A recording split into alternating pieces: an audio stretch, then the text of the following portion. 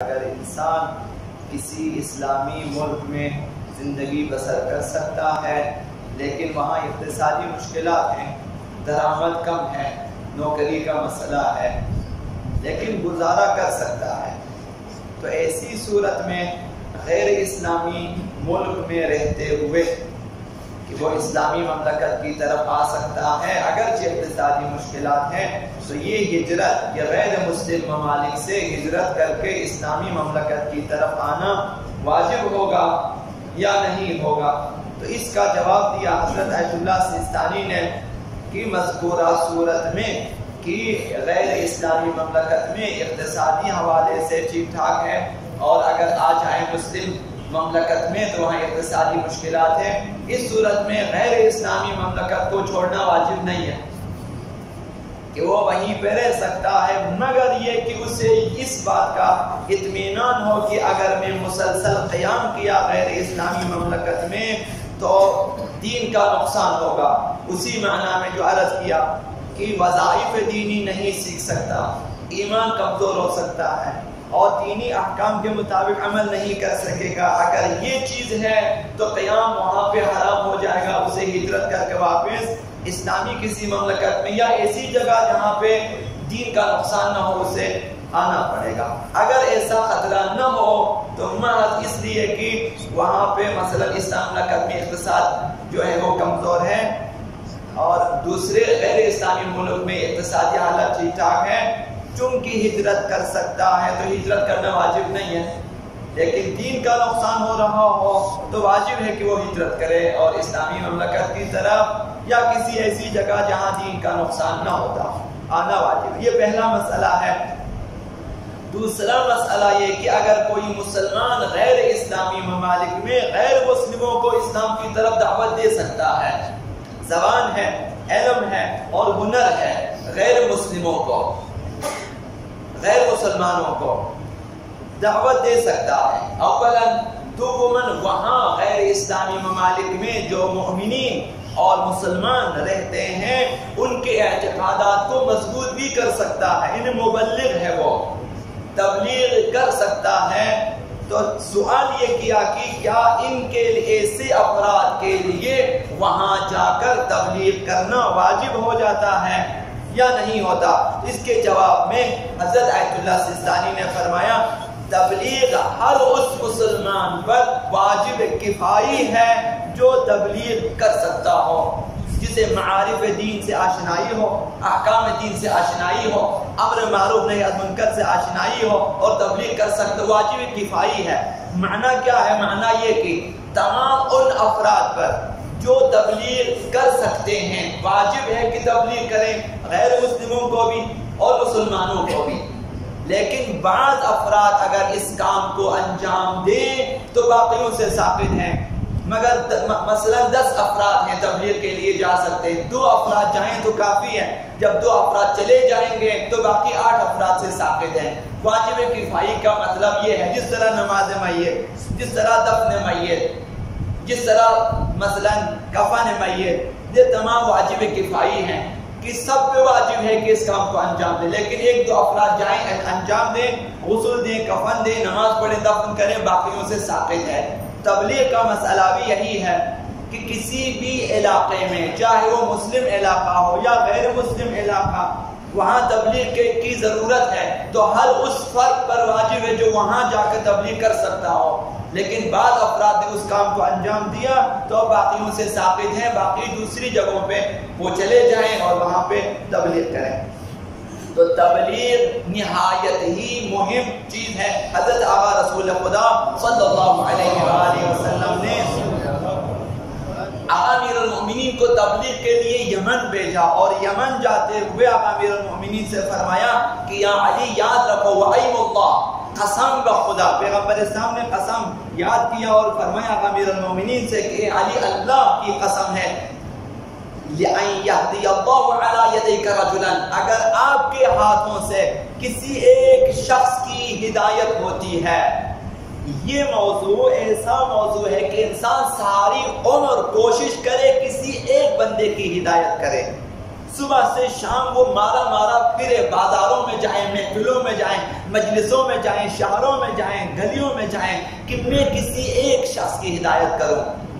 ایک شخص کی ہدایت کا۔ پیغمبر نے فرمایا قسم بخدا اے علی، اگر آپ کے ہاتھوں سے خداوند کسی ایک شخص کی ہدایت فرماتا ہے تو آپ کے لیے ہر اس چیز سے بہتر ہے جس پہ سورج کی روشنی پڑتی ہے۔ اب کائنات میں کہاں کہاں سورج کی روشنی پڑتی ہے آپ بہتر جانتے ہیں، ہر اس چیز سے بہتر ہے۔ ساری عمر میں اگر ایک یہی کام کریں انسان کی نجات کے لیے ممکن ہے کہ یہ کافی ہو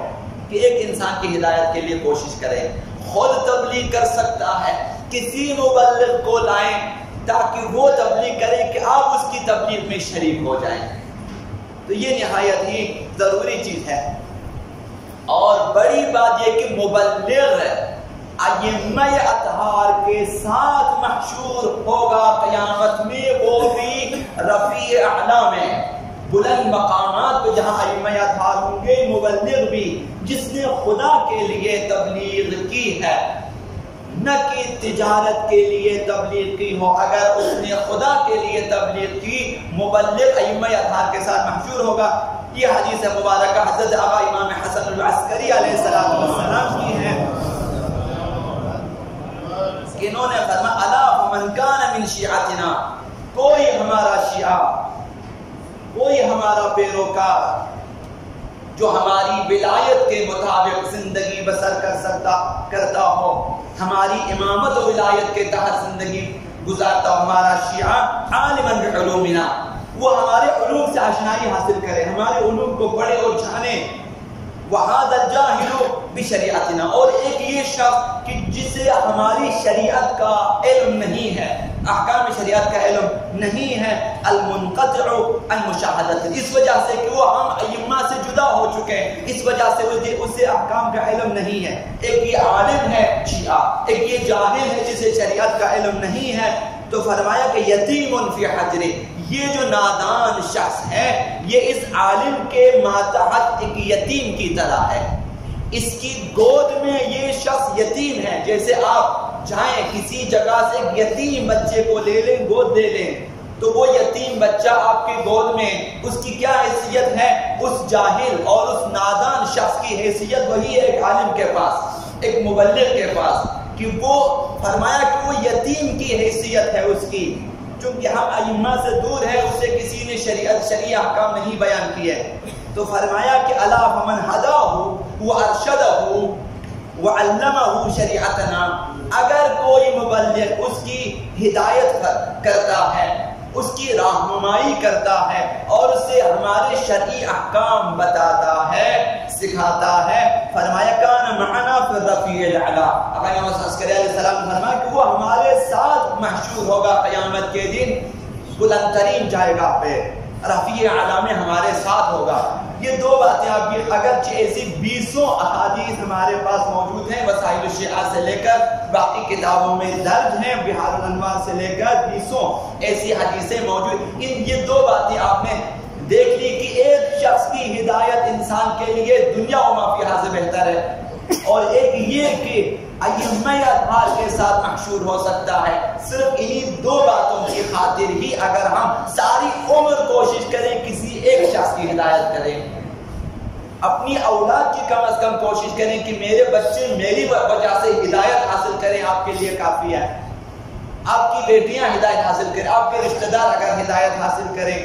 آپ کے قبیلے میں سے کسی شخص کی آپ ہدایت کے لیے کوشش کریں، یہ اس کا یہ مقام ہے چجائے کہ اگر آپ ایسی کوشش کریں کہ سینکڑوں افراد ہدایت حاصل کریں، سینکڑوں افراد، ہزاروں افراد ہدایت حاصل کریں، آپ ایک حوضہ علمیہ بنا لیتے ہیں، آپ ایک سالانہ تبلیغ کا پروگرام آپ رکھتے ہیں، مجالس اعضاء کے لیے آپ ایسے مبلغین کو بلاتے ہیں کہ جن کی وجہ سے سینکڑوں افراد اگر ہدایت حاصل کریں تو آپ اس تبلیغ میں شامل ہیں، انشاءاللہ العزیز قیامت کے دن آپ بھی اسی مبلغ کے ساتھ، ائمہ اطہار کے ساتھ رفیع اعلیٰ میں بلند ترین جائگاہ ائمہ میں جہاں ائمہ ہوں گے آپ بھی انشاءاللہ ان کے ساتھ محشور ہوں گے. اللهم انا نسألك عليك باسمك العظيم الاعظم العز الجل الاكرم يا الله يا الله يا رحمن يا رحيم يا مقلب القلوب ثبت قلوبنا على دينك. اللهم اهدنا من عندك واغفر علينا من فضلك وانشر علينا من رحمتك وانزل علينا من